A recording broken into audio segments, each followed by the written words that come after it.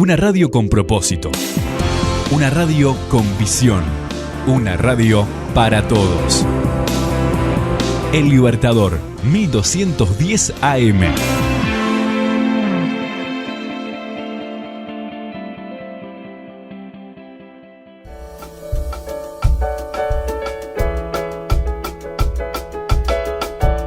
Cada libro es una puerta a un universo real o imaginario. Cada autor un creador, un artífice, un mago. Libros, autores, lugares e historias los descubrirás en Para viajar lejos. Con la profesora y escritora María García Marichal.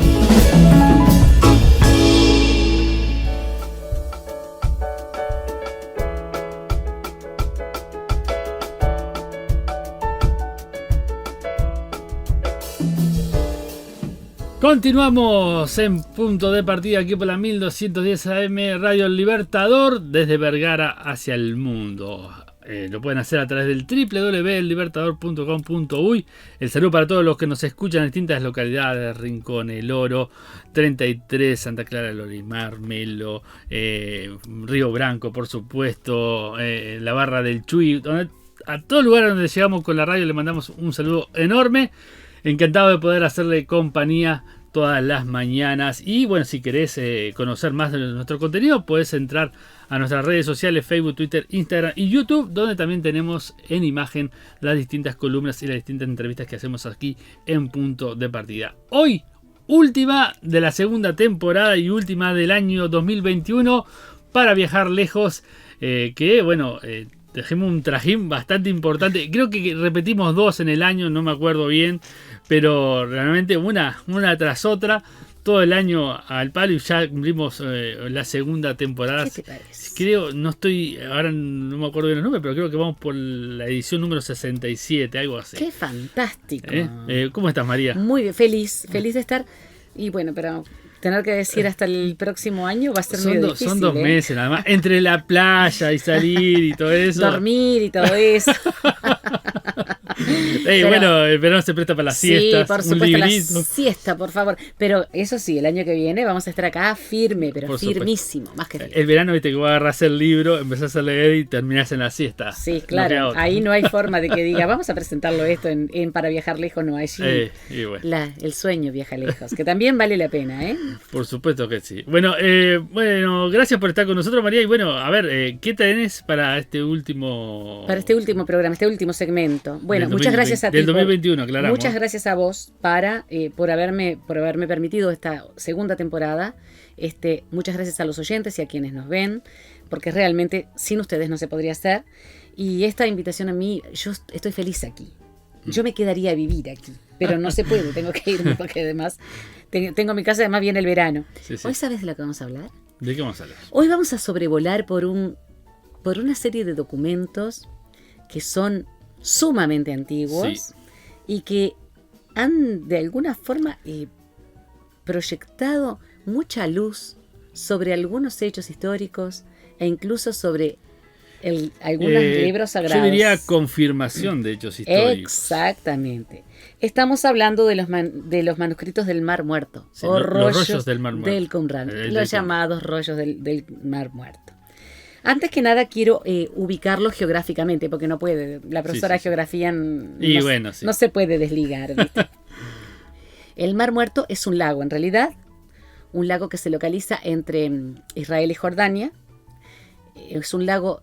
el lago más salado del mundo. Exacto. Tiene una enorme cantidad de sal por litro de agua. Por eso el nombre, ¿no? Claro, Mar Muerto. No hay nada que viva allí, salvo se ha visto, creo que llegó una expedición de Jacques Cousteau hace muchísimos años, estuvo haciendo un buceo, había que hacer buceo con pesas porque flotás. Vos te tirás y flotás. No hay necesidad de saber nadar para entrar en el Mar Muerto. Mirá, eso no sabía. Claro, tiene una densidad impresionante. Eso sí, salís todo blanco de sal. Yo no lo conozco personalmente, pero conozco amigos que fueron, etcétera. Es un lago residual, aparentemente, de antiguos mares que poblaron, que estuvieron ubicados en la zona del Sáhara y del desierto arábigo.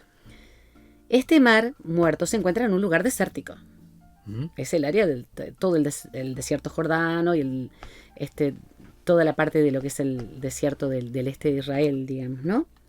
Toda la zona desértica de lo que podríamos llamar la antigua Anatolia, ¿no? Sí. El Negev, desierto de Negev, desierto jordano. El desierto, nosotros nos imaginamos al desierto siempre como una enorme extensión de dunas de arena, pero en realidad eso es lo mínimo. Las dunas de arena en todos los desiertos del mundo ocupan un pequeño porcentaje, alrededor de una cuarta parte más o menos. Se llama erg, esa forma de desierto. La segunda forma más extendida es el reg. Damos vuelta a las letras. Claro. Que viene a ser una llanura muy pedregosa. Por ejemplo, extensiones en la zona de Nazca y parte del desierto chileno-peruano. Eso es un reg. Claro. Y la más común es la hamada o hamada, con doble M y H y doble M, que es la meseta desértica.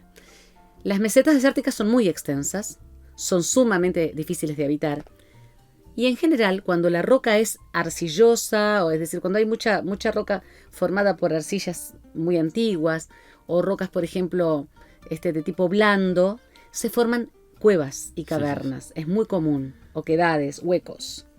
Se puede trabajar también. Exactamente, claro que sí. Entonces, en algunas de esas cuevas, que en forma casual hoy en día se están explorando, se han encontrado antiquísimos documentos. Es que es una zona muy, muy hostil, ¿no? Para vivir. No hay agua. Sí. En el día puede haber 45, 50 grados de temperatura, hasta los animales están adaptados, los poquitos vegetales que hay también. En la noche baja a 0 grados la temperatura, porque como no hay humedad, ni hay vegetación que retenga, digamos, sabemos que el sol calienta la tierra a través, digamos, del aire y a través de la atmósfera. No hay un calentamiento directo de la atmósfera, sino que la tierra es como una pantalla de radiación. Claro. El sol atraviesa la atmósfera, calienta la tierra y se irradia. Si no hay vegetación que retenga el calor se va rapidísimo. De ahí que en los desiertos los días sean tan calurosos y las noches sean tan frías. Sin agua. Con esos días y esas noches, salvo algunas caravanas de beduinos o algunos pueblos que se asientan en un lugar donde hay agua dulce que salga del subsuelo, no hay nada. Pero seguramente en otros tiempos debió haber alguna formación, algunos, digamos, acuíferos y zonas de vegetación. O pozos que exactamente, para el riego. Los manuscritos del Mar Muerto, rollos de Qumran, se llaman así por haberse encontrado en las cuevas situadas justamente en Cisjordania, a orillas del Mar Muerto. Son más o menos según lo que se han contado, son 972, pero puede haber alrededor de 980, porque algunos son fragmentitos chiquititos que no coinciden con los que están. Estamos hablando de que es como un rompecabezas, muy grande, ¿no? La mayoría data de los años entre el 250 antes del nacimiento de Jesucristo hasta el año 66 después de él. Uh-huh. Es decir, estamos hablando de un periodo bastante amplio de tiempo en lo que se escribía y debido a las persecuciones o a que no quería que se encontrara, lo que fuera, se escondía en las cuevas. Los manuscritos están redactados en 2 idiomas, el hebreo y el arameo, casi en su totalidad. Hay algún ejemplar que está en griego. Uh-huh.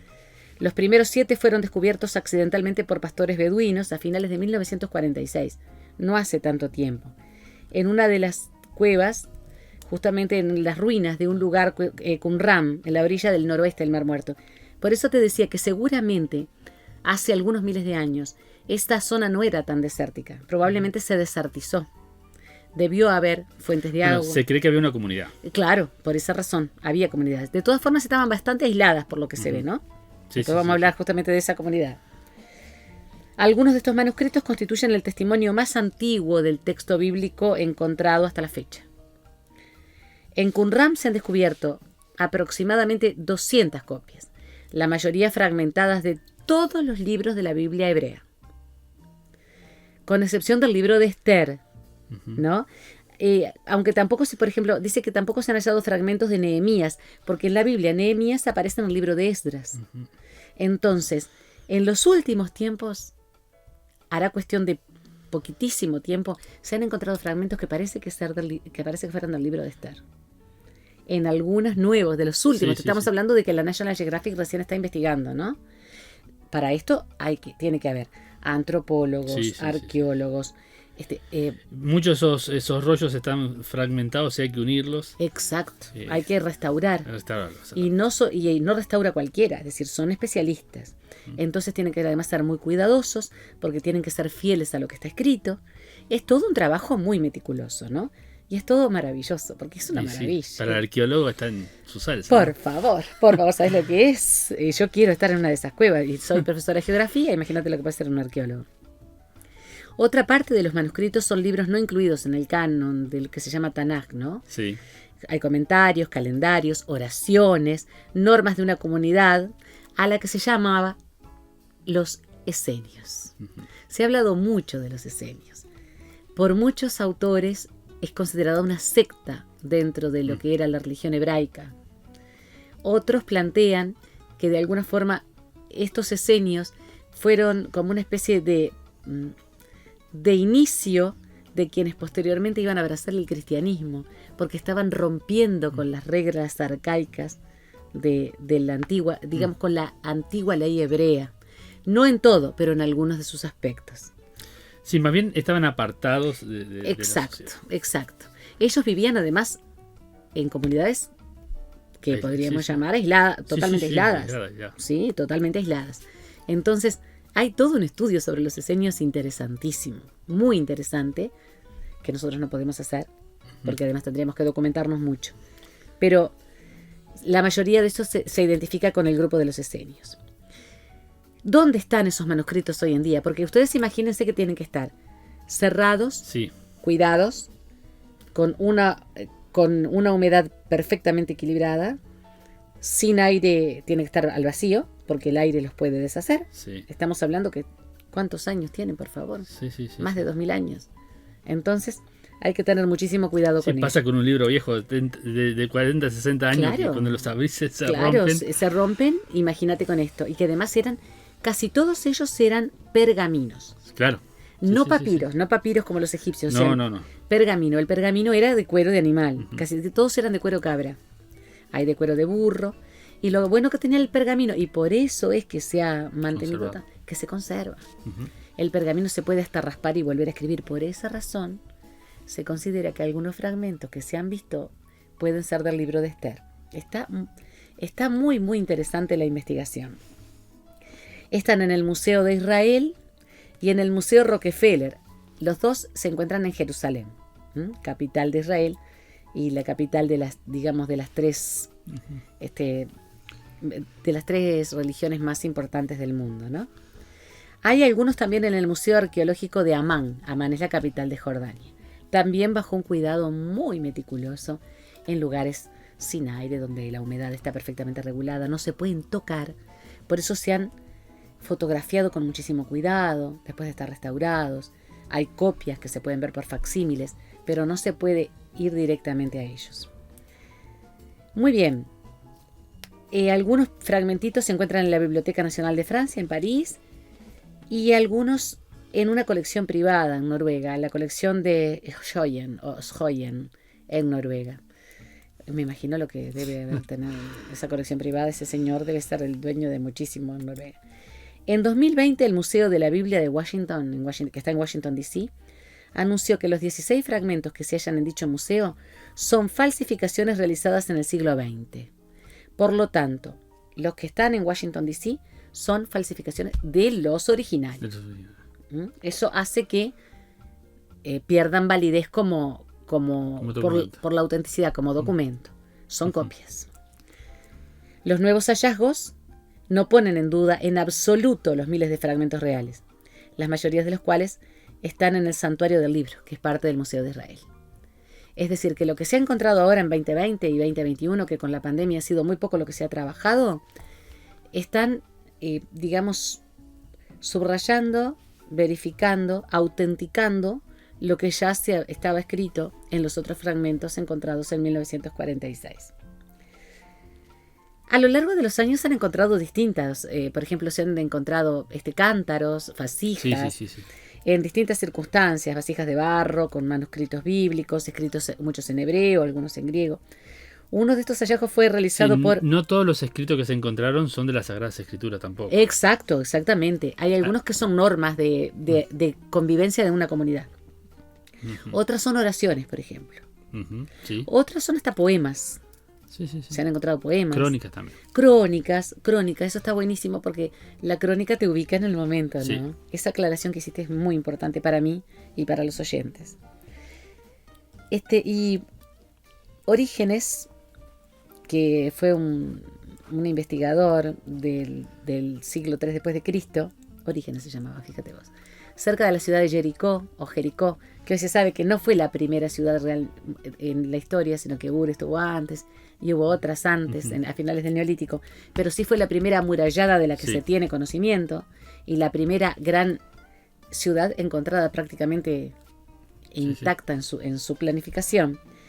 Cuando encontró esos manuscritos Orígenes dentro de una vasija, utilizó algunos salmos que contenía allí. Había algunos salmos.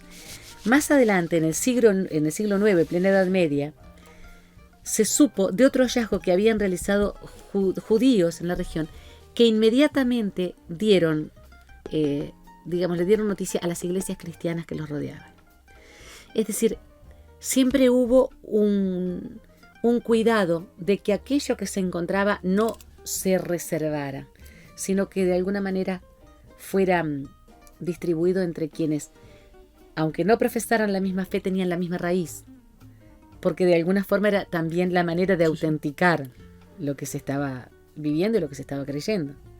Es interesante, ¿viste? Da como para ahondar mucho más en no, es mucho más extenso el tema. Por favor. Los primeros 7 rollos de pergamino, que con certeza proceden de Qumran, los que encontraron por casualidad unos pastores beduinos de la tribu Tajamiré en 1947. Y en una de esas cuevas porque se le escapó una cabra, la cabra se metió en la cueva y ellos la encontraron. Estos rollos se vendieron troceados para aumentar el precio. Trataron de no destruirlos, pero los cortaron. Por eso hubo que juntarlos otra vez y restaurarlos. A 2 anticuarios de la ciudad de Belén. ¿Viste que no hay nada que sea casual? No, por supuesto. No hay nada casual. La cabra se fue a meter en esa cueva donde estaban los rollos, donde los beduinos los encontraron, que además no se enriquecieron, pero hicieron dinero con eso. Los vendieron a un anticuario en la ciudad de Belén. Y después empieza todo el periplo, ¿no?, de restauración. Claro.